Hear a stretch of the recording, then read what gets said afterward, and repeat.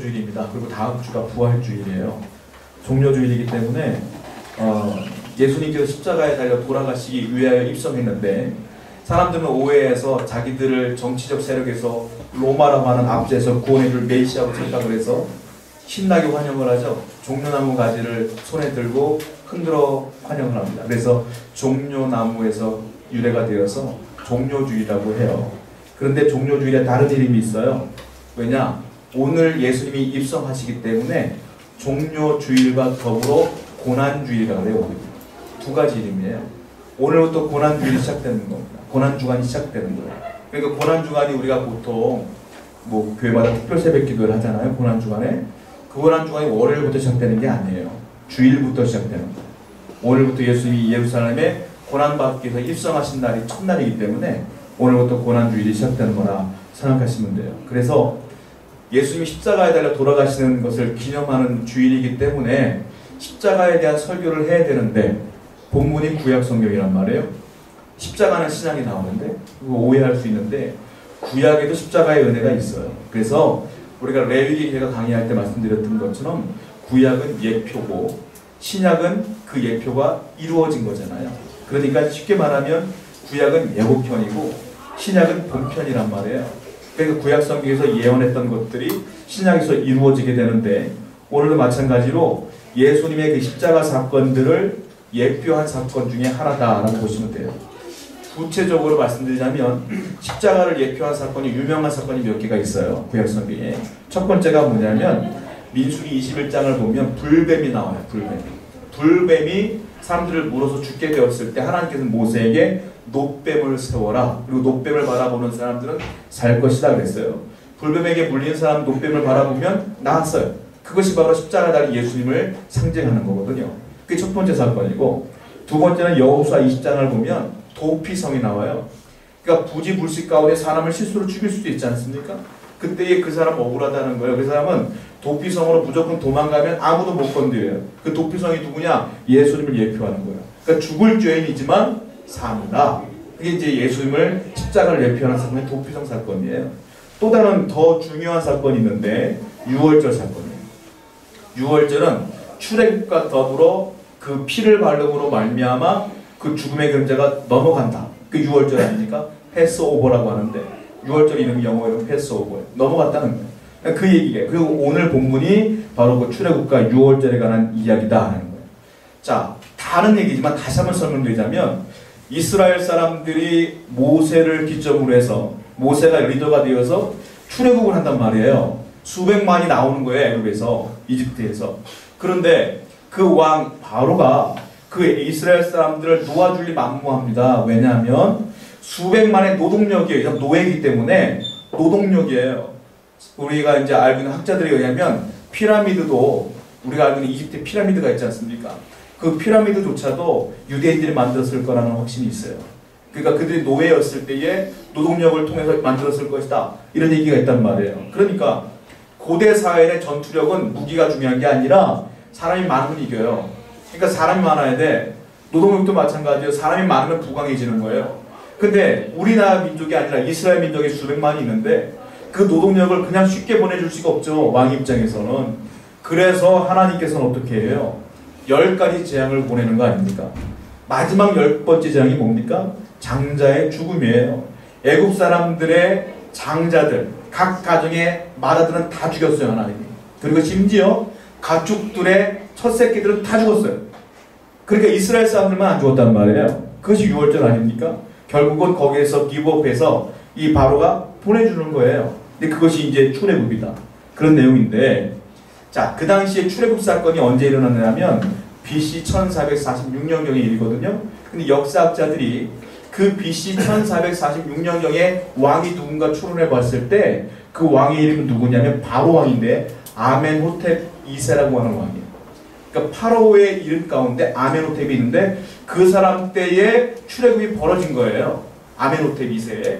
그런데 문제가 있어. 뭐냐면 이 아멘호텝이 죽은 뒤에 바로가 죽은 뒤에 자기 아들 이제 아들이 이제 왕이 될 거 아닙니까? 그 다음 아들 이름이면 투트모스 4세예요.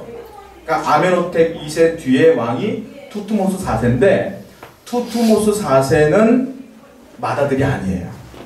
장남이 아니에요. 차남이에요. 그럼 장남은 어디 갔을까요? 죽은 거죠. 이해가 되셨어요?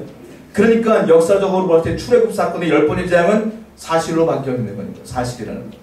그 다음에 왕이 맏아들이 장남이 왕이 되어야 되는데 아메노테 2세의 둘째 아들 투트모스 4세가 왕이 되었다는 건 아마 10번째 재앙 때 그 바로의 왕의 아들이 죽었기 때문에 두 번째 아들이 왕이 되었을 것이다 라고 다들 그렇게 인정을 해요. 그러니까 10번째 사건, 10번째 재앙은 사실이라는 거예요. 자, 이 6월절 사건이 뭐냐면 예수님의 그 십자가의 그 은혜를 예표하는 사건이다. 그 중에 무엇이? 어린 양이, 그 어린 양의 피, 어린 양이 예수를 예표하는 것이다 라고 말하고 있어요. 자, 성경을 한번 보겠습니다. 고린도후서 5장 7절 말씀이에요. 사도 바울은 이 사건을 가지고 십자가와 연결시켜서 얘기해요. 고린도후서 5장 7절입니다. 시작. 너희는 누룩 없는 자인데 내버리다. 우리의 유월절 양 곧 그리스도께서 희생되셨습니다. 유월절 양 곧 누구라는 거예요? 그리스도, 예수 그리스도.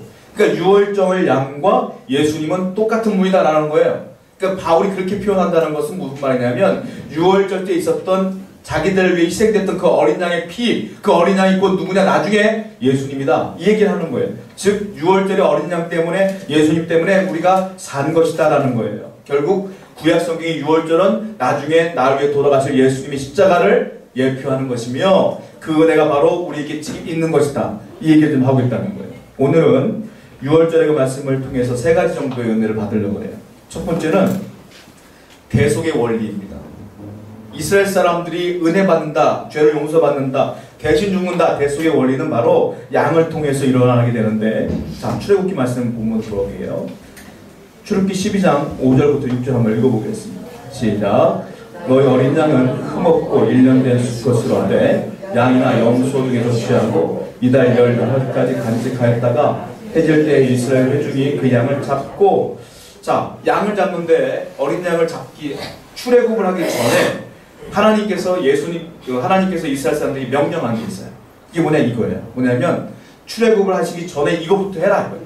뭐냐? 너희들은 어린 양을 잡는데 흠없는 1년 된 수컷으로 잡아라. 그리고 뭐라고 말하냐면, 자, 흠이 없어야 되기 때문에 2절에 6절에 보면 열 나흘날까지 기다려라. 그리고 그때까지 흠이 없으면 그 양을 잡아라. 이게 명령이에요. 첫 번째. 출애굽을 하기 전에. 무슨 말입니까? 1년 된 수컷은 뭐냐면 그 양 중에 가장 좋은 것을 얘기해요. 수컷은 상징성이에요. 대표성이에요. 그러니까 내 양 중에 제일 좋은 거예요. 이런 뜻이에요. 그러니까 1년 된 양 중에 제일 좋은 수컷을 잡아라. 그런데 바로 잡는 것이 아니라 뭐라고요? 14일 동안에 그 양을 잘 주시해봐라. 그리고 14일이 지난 뒤에 잡아라 이거예요. 왜냐? 14일 동안에 2주 동안에 이 양이 병이 걸릴 수도 있고, 그리고 지들끼리 싸우다 뿔에 받칠 수도 있고, 그리고 왔다 갔다 하다 문에 틈에 껴가지고 상처가 날 수도 있잖아요. 그럼 그 양은 못 받쳐요.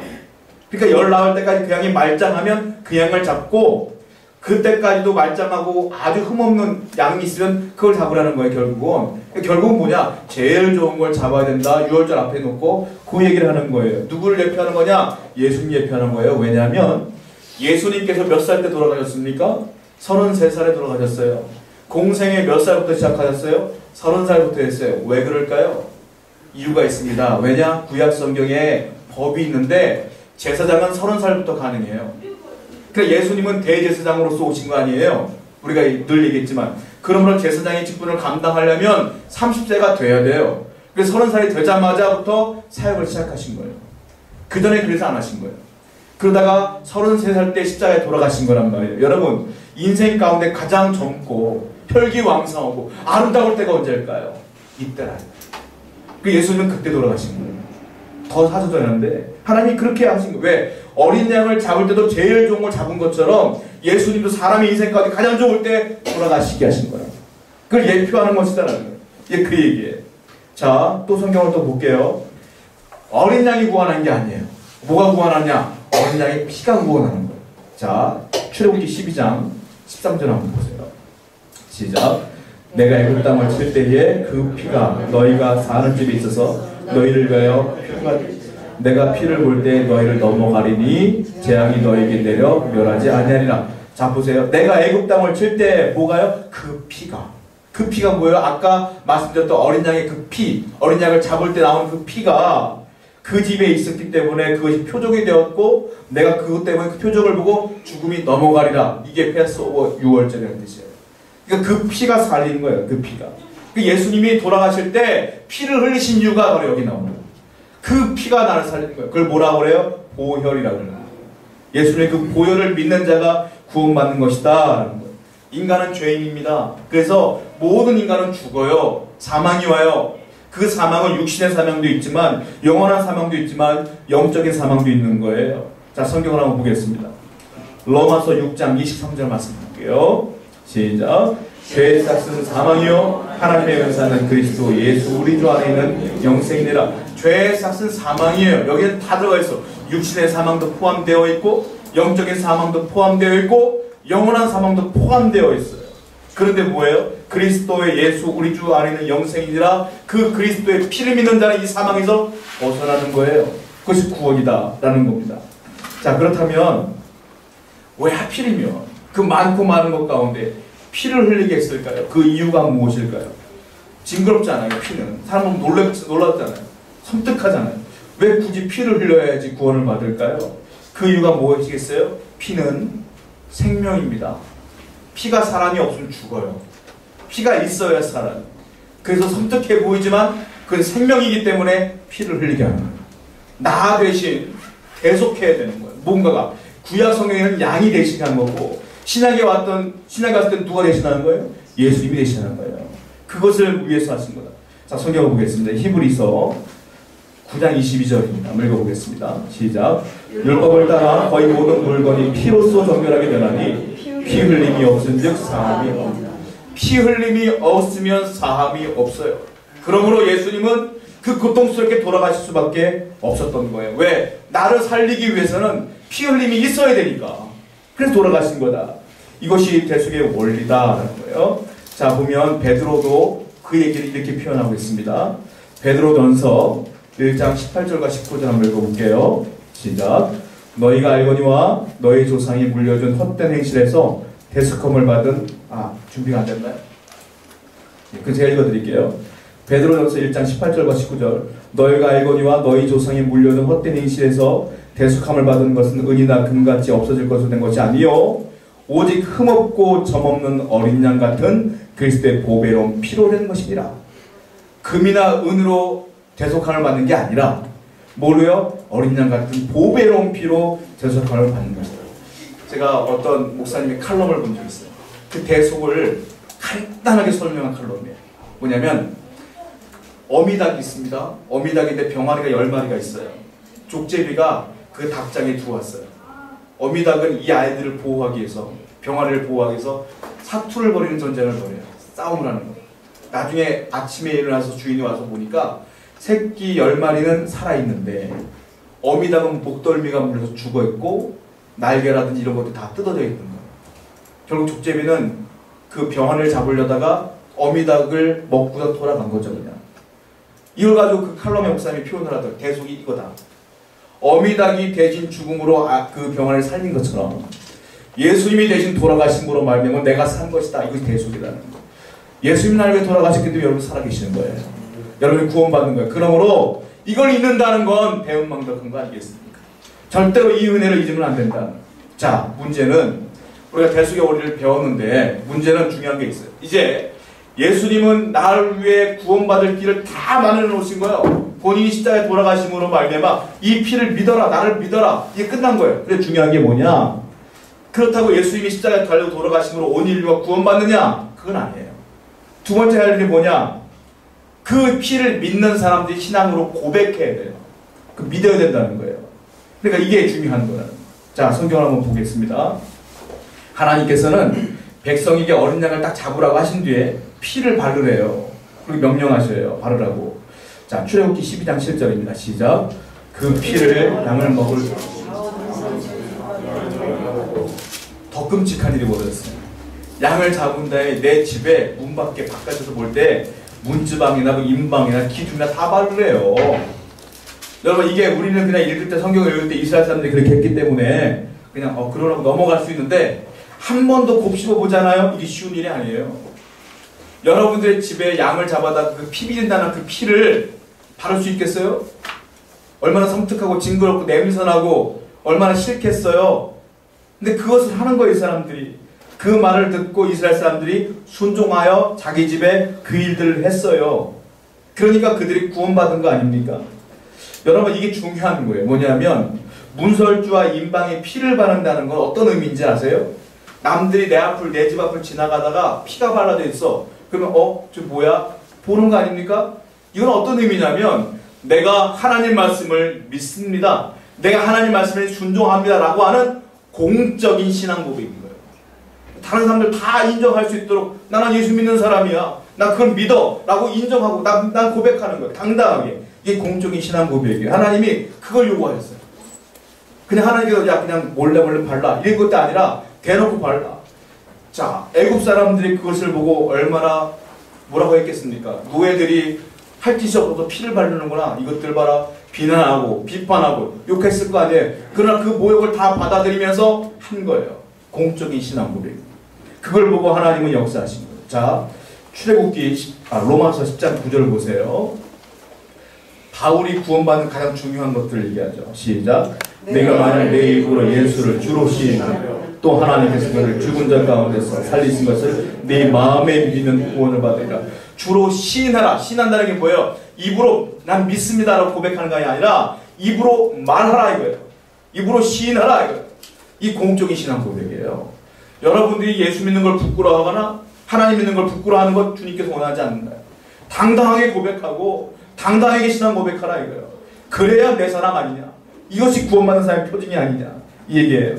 여러분 교회 세례를 줄 때 모든 교단이 똑같은 과정을 겪어요. 뭐냐면 먼저 목사님과 세례받을 사람과 대화를 먼저 합니다. 그래서 예수 믿으세요? 그게 물어봐요. 물으면 목사님과 1대1 사이에서 누가 거부할 수 있겠어요? 대부분은 네 믿어요 이렇게 얘기를 해요. 그래요? 좀 세례받을 준비가 돼 있군요 라고 말한 뒤에 주일 예배 때 공식적인 자리에서 또 물어봐요. 예수를 믿습니까? 물어봐요. 그때 이분들이 세례받은 분들이 믿습니다라고 하잖아요. 그게 뭐예요? 공식적인 신앙 고백입니다. 처음에 말했던 개인적인 신앙 고백이라면 예배 가운데 사람들 앞에 얘기하는 공식적인 신앙 고백인 거예요. 그럴 때 세례를 선포하며 구원을 선포하는 거예요. 구원은 사적인 신앙 고백에다가 공적인 신앙 고백까지 포함되어 있어야 진정한 믿음의 사람이라고 인정하는 거예요. 여러분들 그러므로 세상을 살아갈 때 남들 앞에 주님을 부끄러워하지 마세요. 주님을 당당하게 고백할 수 있는 여러분 되길 축원드립니다. 자, 요한복음 1장 12절 보세요. 요한도 똑같은 말 합니다. 시작. 영접하는 자 자녀가 되는 권세를 주셨으니 영접하는 자만이 그 이름을 믿는 자만이 구원받는 거예요. 다른 거 없어요. 바로 여러분들 이 믿음이 평생 식지 않도록 기도하시기 바랍니다. 이게 가장 중요한 겁니다. 자, 그렇다면 저와 여러분들은 어린 양의 보혈을 믿습니다. 십자가에 달리신 예수를 믿습니다. 할렐루야.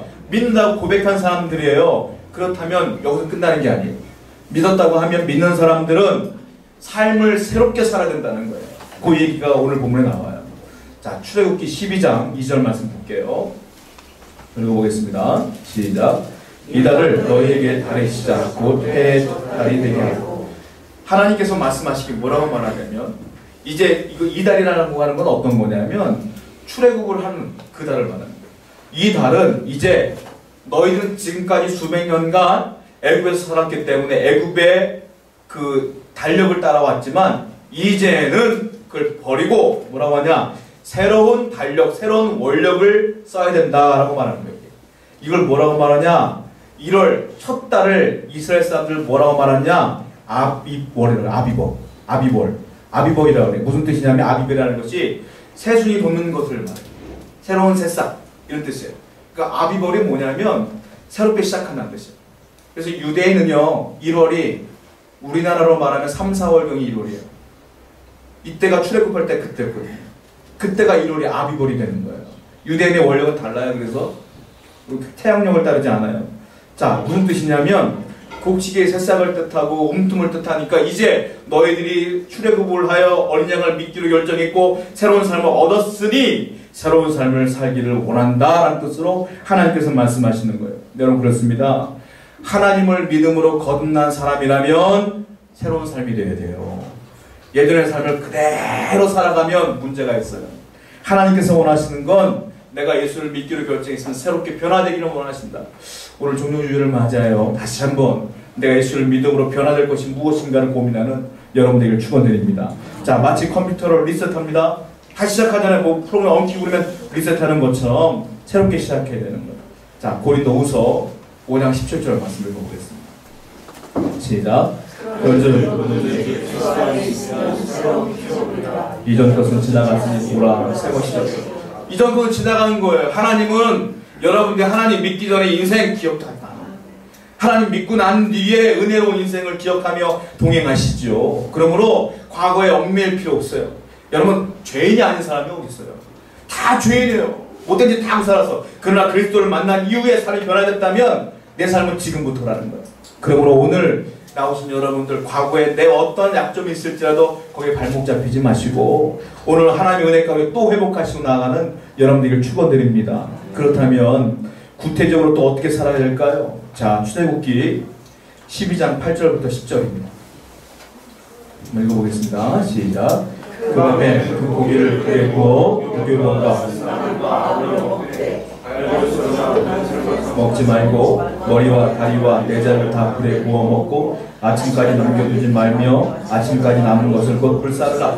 자, 6월절을 제정하는데 양을 잡으라 그랬어요. 아까 수컷 때 1년 된 수컷을 잡아라. 잡은 뒤에 어떻게 하느냐? 피를 다 발라라. 너희들이 문지방에 발라라. 그리고 남은 고기는 어떻게 하느냐? 뭐라고 했어요? 고기를 불에 구워서 무교병과 함께 쓴나물과 함께 먹어라 그랬어요. 자, 어린 양이 누구를 예표한다고 그랬습니까?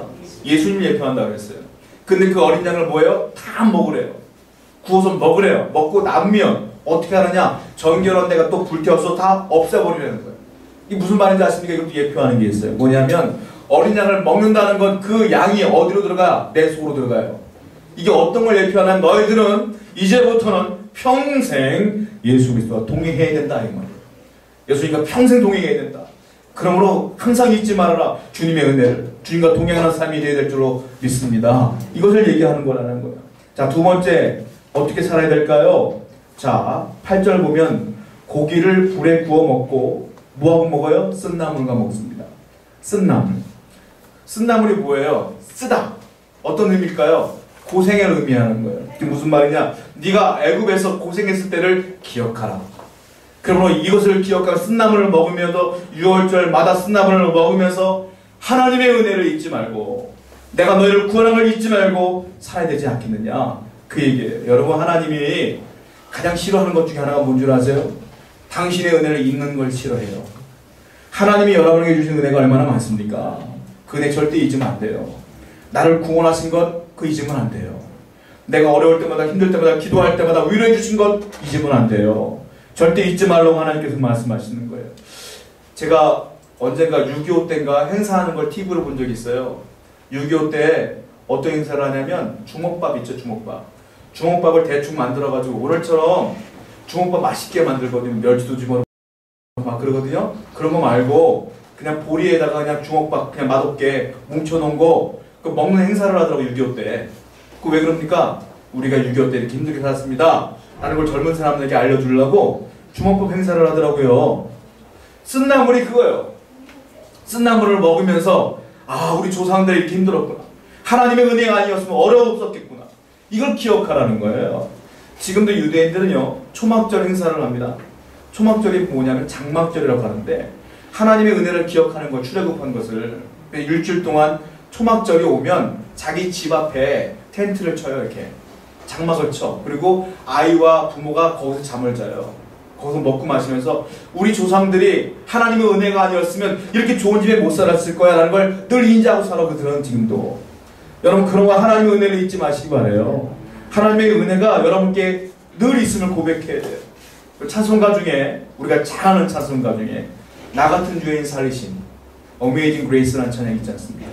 그 찬양을 작곡한 존 뉴턴이라는 분이 있는데 이분이 노예를 팔아넘기는 배의 선장이었어요. 근데 그분이 하나님의 은혜를 받아 변화되어서 그분이 목사가 돼요.